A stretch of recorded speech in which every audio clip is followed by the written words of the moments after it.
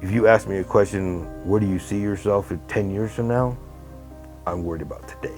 I have to worry about being drawn into that environment of drug usage every single minute of the day. And so I put tools in place to make sure that I stay around positive people. My biggest trauma was being adopted. My adoptive parents said, you started smoking, then it went to weed. And I would remember the conversation, it's a gateway, but I didn't listen.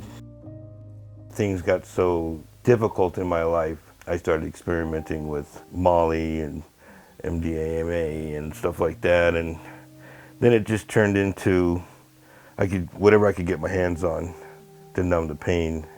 My biggest fear was I didn't know who I was. I didn't belong to anybody. It didn't belong to a family. So I tried to create my own. I think that's really what got me to experiment with drugs. I just wanted to believe that I had purpose. So whether it was good things in that purpose or bad things in that purpose, it was a purpose. I knew I could do better, but I just couldn't get over that hump. I didn't need to eat. I didn't need to do anything but get my drug of choice, and it just consumed me. So now, with the tools that I've learned from all the therapy that I've been getting, and that started with SafeSide.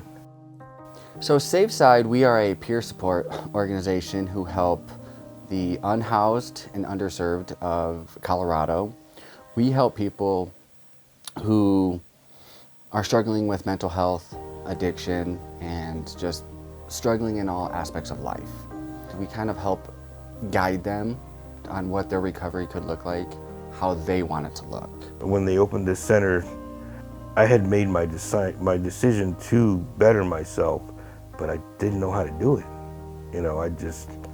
So much negativity in my life that little voice it tells you to get in your own way. And that's what I've had to overcome, is that I am worth it, and I can do this with help.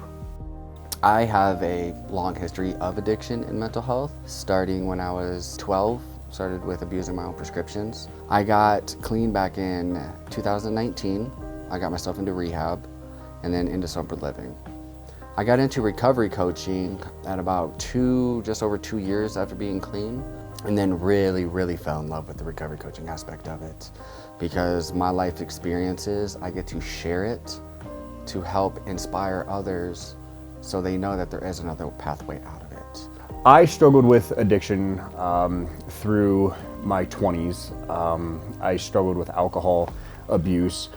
And so finally, after a couple legal issues, losing relationships, almost losing my family, I finally made the decision that I needed to get some help. And it was my counselor actually that said, "So you suck at drinking." That's all he said to me. And for whatever reason, that was the switch in my mind that I needed to be like, yeah, I really do just suck at drinking.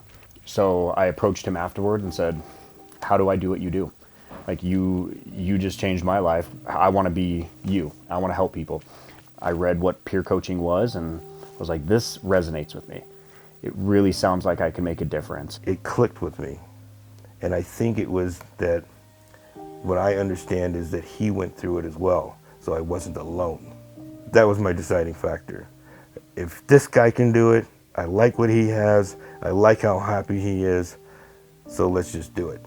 For somebody to just, invest their time in me, it was very rewarding. And I figured if I wasn't out there in the streets and I stayed here, then I was okay. We have a population coming in ranging from still an active addiction to individuals who are in sustained recovery and everything in between. So when an individual walks in, the first question we ask is, what brings you in today, right? How can we help you? What are you struggling with? How can we get you to where you're at now to where you want to be? Sometimes individuals just come in and they just want a cup of coffee.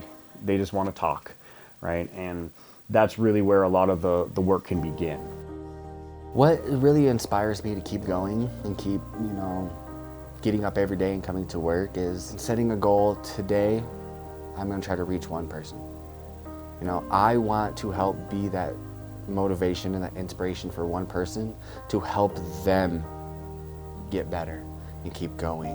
When I venture into the bed late at night, I'm just going to be thankful that I'm alive, that maybe this video will help somebody that's on the fence.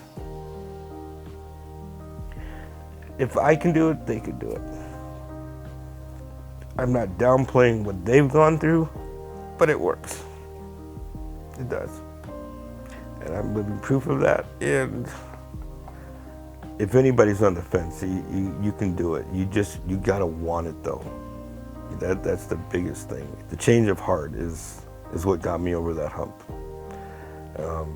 But if you follow the tools of peer coaches and don't lead into that peer pressure of, misery loves company, then you can do it.